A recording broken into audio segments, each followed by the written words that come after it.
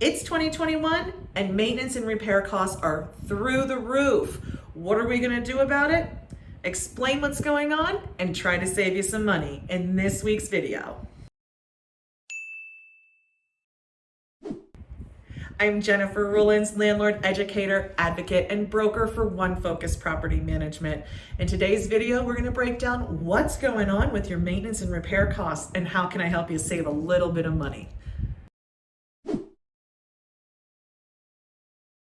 Like most pricing challenges, this is a direct result of an inequality in supply and demand. Let's talk about demand. What's gone on recently that has increased the demand so much? Well, quite simply, people have been at home more often. So when people are stuck at home during quarantine, they were taking the time to do those projects they had put off, thereby putting a bigger demand on parts and supplies as well as labor in the market. Also, a big change of life like that, where now we're doing work and school at home more often, has meant many people need to retrofit their houses to make room or make spaces for those activities to happen. That also drove up demand. A unique feature of this particular economic downturn has been that there's an increased demand for new single-family housing units, which is an unusual aspect of this particular economic crisis, that we still have that really healthy demand. And we hear this talked about in the news, there's shortages of housing and cost of housing is going up. And so that's some unusual features that are going on now, provoking that demand. You know, the supply side was also affected. So when the shutdowns happened in 2020, and some of those have carried on and been intermittent through 2021, what we saw there was interruptions in production and logistics. So all of these things that we need, from computer chips to lumber, are challenges to get our hands on when the production and supply chain has been interrupted with government and different shutdowns. And so what we've seen is interrupted supply and an increased demand for those same materials and supplies, which has led to shortages and an increase in costs.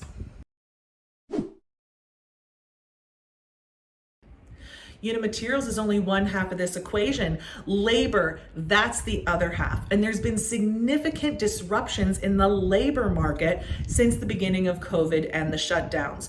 We see it everywhere. People are having trouble getting and maintaining the labor they need to run their business. Now, this affects everything. So not only are there less vendors available, but those same vendors that you would usually be used to using can't find enough of employees. So when they're restricted in how much they can sell, and the demand is still there, you'll see prices rise. Okay, Jen, so we know that maintenance and repairs are costing us a fortune right now. So what are we going to do about it? Well, I've got a couple of suggestions. My first suggestion is to invest in preventive maintenance. Okay, well, what does that mean? Well, preventive maintenance is the opposite of reactive maintenance. So preventive maintenance is when you're making repairs or attending to fixtures and systems before they have a malfunction. You're keeping them in good working order and you're doing things before it's an emergency. This saves you money in two ways. One, you're making these repairs not under a time crunch. So you're not in a situation where a property doesn't have heat or hot water or the roof is actively leaking. You are finding the maintenance while you still have some time to deal with it, which puts you in a better bargaining position. So that is the first way you save money. But the second way you save money is just that it's a well-known fact that when you preventatively maintain things, you save money over simply just doing reactive maintenance. Ben Franklin said it best when he said, "An ounce of prevention is worth a pound of cure."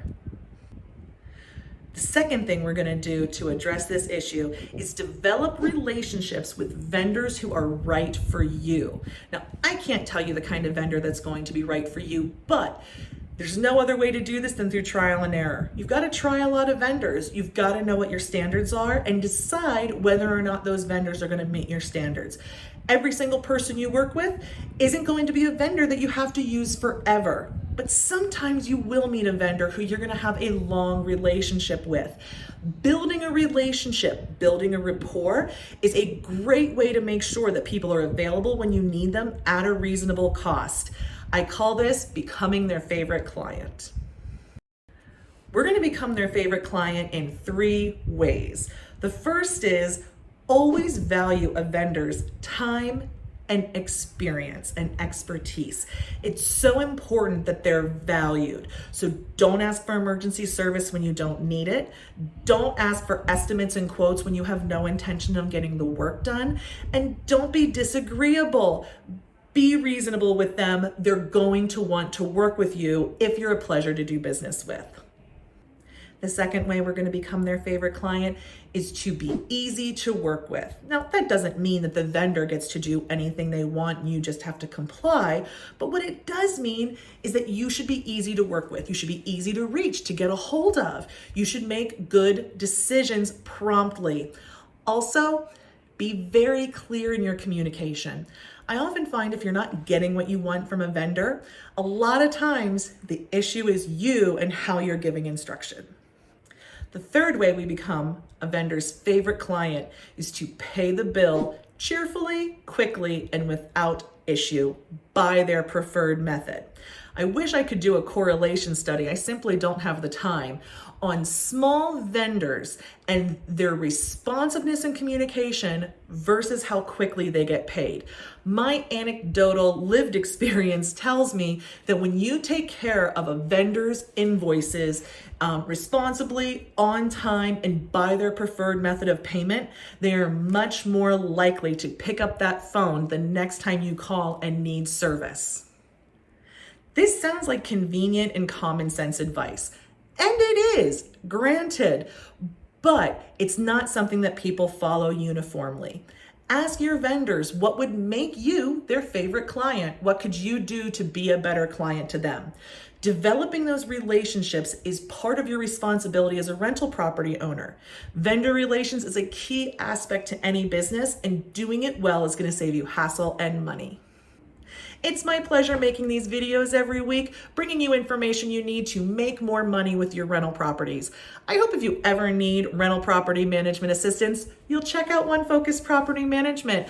A link to our website's in the description, but another way to stay in touch, subscribe to our YouTube channel. We'll be bringing you new videos every week.